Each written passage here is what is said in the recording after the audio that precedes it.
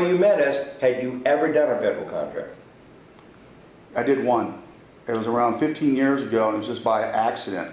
It was for the U.S. Coast Guard, and it was a small job. It was like $20,000. I didn't make maybe $2,000 or $3,000 profit on that job, and I didn't even know. It was just something I kind of fell into. I didn't know how to go get it. Somebody referred that to me, and I was able to give them a bid, and that's how I got it. I really didn't know how to go get government work. I spent the last 5 years of my life trying to figure out how to get into government contracting. I've been a retail contractor for 20 years. I built restaurants. Built out retail shopping centers, worked in high-end malls, did all kinds of construction. And I was trying to figure out how to break into the federal contracting business and do it successfully. And it just seemed like everywhere I looked, every other little place that was out there on the, sending out emails to you about come to our seminar, come to here, all those were just dead ends. They were like ghosts. You follow them around and then they eventually go away. There's nothing there. There was no real resource there. And I just ran into a bunch of dead ends. And to be honest with you, after I came to that first class, I was just amazed, simply amazed at the techniques that you guys use, how easy it is. This is easier.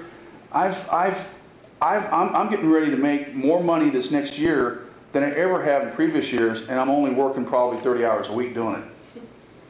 So you're making a lot more money in a lot less time. Oh yeah, and a lot less grief.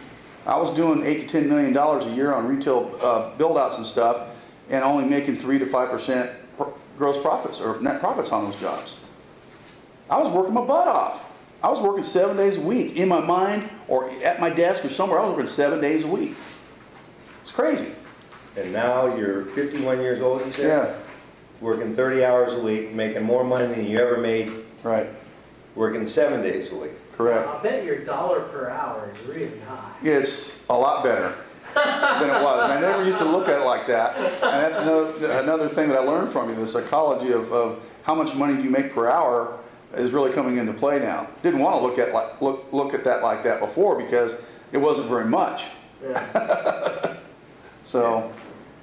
Okay, so there are guys like you that would like to break into the federal construction business. There's a whole bunch of places. You can go to seminars, you can go to SBA meetings, you can go to PTAC meetings. Do any of them compare in any way, shape, or form to what we do here? No, and I've been to all those. I've been to all kinds of, I went the SBA route. I've been to all those, man. I've been to different seminars throughout the last couple of years, and they were all dead ends. That's what I was trying to say. All that stuff is dead end. It's information, but it's not information and application. Here, I'm getting all the information and the application part, and then when those two things come together, that's the holding of the hand thing I was referring to. You guys are actually teaching us how to walk. It's like, you know what I'm saying? It's just like a little kid, and you got to teach the kid how to walk. Well, in order to change the way you were doing things before and be successful in this, you need to have you two guys do what you do, offer your services, be there. Hey, when I call one of you guys up, or if I shoot you an email, it comes right back. And I'm not talking about an automatic reply. He gets right back to me. You get right back to me. And so we talk about time being, very valuable, the most valuable thing you got. If you took forever to get back with me, it wouldn't help me any.